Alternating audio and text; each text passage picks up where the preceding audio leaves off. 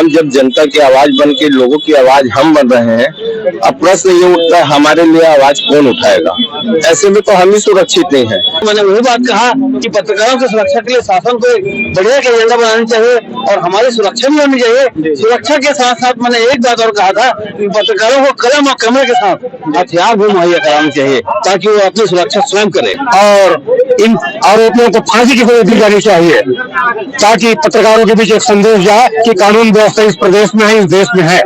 नमस्कार, मैं हूं नागरिक साहब, आप देख रहे हैं छत्तीसगढ़ ग्राउंड न्यूज। इस वक्त मैं राजिम के पंडित सुंदरलाल शर्मा बस स्टैंड चौक पर मौजूद हूं और यहाँ पे जिस प्रकार से पत्रकार साथी जो है मुकेश चंद्राकर, जो कि बीजापुर का रहने वाला था, जिसकी निर्मम तरीके से जो है ठेकेदारों के द्वारा जो है हत्या कर दी गई है, जिसके जो है मृत आत्मा को शांति के लिए यहाँ पे श्रद्धांजलि सभा और कैंडल मार्च निकाला गया है। यहाँ पे जो है नयापाड़ा नगर, राजीव नगर, साथ ही त्रिवेशन नगर के भी साथ ही अपने अंचल के पत्रकार यहाँ पे पहुंचे हुए हैं भाई मुकेश चंद्राकर की आत्मा को शांति देने के लिए। आइए जानते हैं इस मामले को लेकर जो है क्या कहना चाहेंगे। इस प्रकार से पत्रकारों के ऊपर हमला हो रहा है। मैं तो यही कहना चाहूंगा कि हमारे पत्रकार साथी निहत्था जाते हैं कवरेज करने के लिए और इस तरह से उनके साथ जो हादसा हो जाता है, मारपीट हो जाती है, हत्याएं हो जाती है।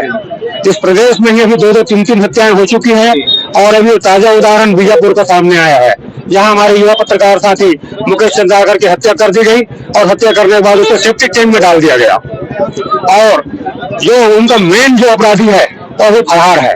3 लोग गिरफ्तार हुए हैं, उनकी भी गिरफ्तारी शीघ्र होनी चाहिए और इन आरोपियों को फांसी की सजा दी जानी चाहिए ताकि पत्रकारों के बीच एक संदेश जाए कि कानून व्यवस्था इस प्रदेश में है, इस देश में है।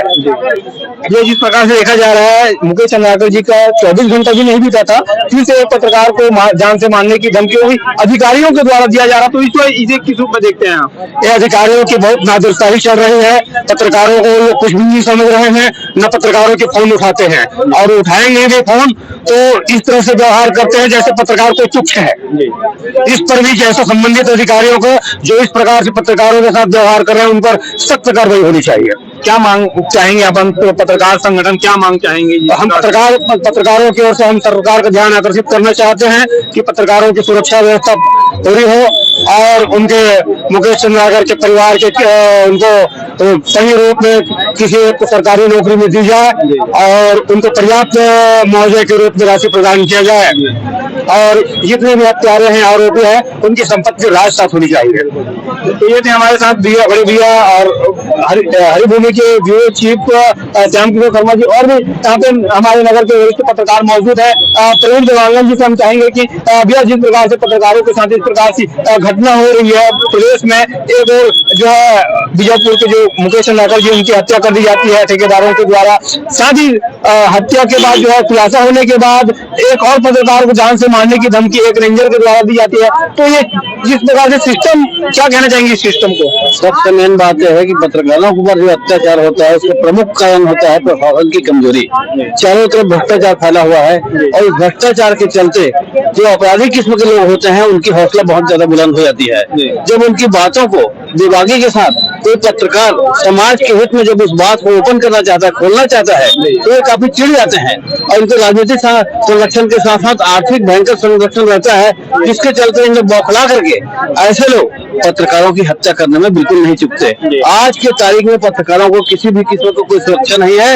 मैं तो चाहता हूँ पत्रकारों के साथ हथियार भी मुहैया कराए सरकार ताकि वो अपनी सुरक्षा स्वयं करे, शासन को निर्भर न रहे। क्या कहना चाहेंगे शासन प्रशासन से? आजकल देखा जा रहा है कि प्रशासन बिल्कुल इसमें नाकाम हो रही है और यहाँ पे भ्रष्ट लोगों की हौसला बुलंद हो रही है। मैंने वही बात कहा कि पत्रकारों की सुरक्षा के लिए शासन को बढ़िया एजेंडा बनानी चाहिए और हमारी सुरक्षा भी होनी चाहिए। सुरक्षा के साथ साथ मैंने एक बात और कहा था कि पत्रकारों को कलम और कैमरे के साथ हथियार भी मुहैया कराने चाहिए ताकि वो अपनी सुरक्षा स्वयं करे। तो ये देख सकते हैं हमारे साथ जो है बड़े भैया देवांगन जी मौजूद थे और भी कुछ पत्रकारों से हम जानना चाहेंगे। मैं भी आपसे जानना चाहूंगा जिस प्रकार से प्रदेश में पत्रकारों के साथ जिस प्रकार से व्यवहार किया जा रहा है ठेकेदारों के द्वारा या फिर कहीं अधिकारियों के द्वारा, सुनने में ये आया है कि पत्रकार जो है उसके वन विभाग के रेंजर के द्वारा धमकी दिया गया और जिस प्रकार से बीजापुर की घटना हुई, इसे किस रूप में देखते हैं आप? ये तो तानाशाही रवैया है। अधिकारियों का। नेता लोग भी सिर्फ अपनी बात रखते हैं। अभी पिछले दिनों विधानसभा में हमारे एक पत्रकार साथी की कवरेज करते थे, उनको भी औकात दिखाने की बात की गई थी। ये वो नहीं बोल रहे हैं, सत्ता का मत बोल रहा है। और हम जब जनता की आवाज बन के लोगों की आवाज हम बन रहे हैं, अब प्रश्न ये उठता है हमारे लिए आवाज कौन उठाएगा। ऐसे में तो हम ही सुरक्षित नहीं है। पिछली भूपेश सरकार ने कहा था पत्रकार सुरक्षा कानून लागू होगा, क्या हुआ आज तक की? उसके बारे में आज तक की कोई भी चीजें ठोस रूप से लागू नहीं हुई है। ऐसे में हम सिर्फ असुरक्षित नहीं बल्कि हमारे साथ तो ऐसा हो गया है कि कभी भी कोई भी दुर्घटना घट सकती है और इसका साथ देने कोई भी खड़ा नहीं होगा। तो ऐसे में हम मजबूत पत्रकारिता कैसे करेंगे? अन्याय का को भ्रष्टाचार को उजागर हम कैसे कर पाएंगे? ये बहुत चिंता का विषय है। इसके लिए सरकार पर बैठे लोगों को संवेदनापूर्ण विचार करके इसको अमली जामा पहनाना चाहिए।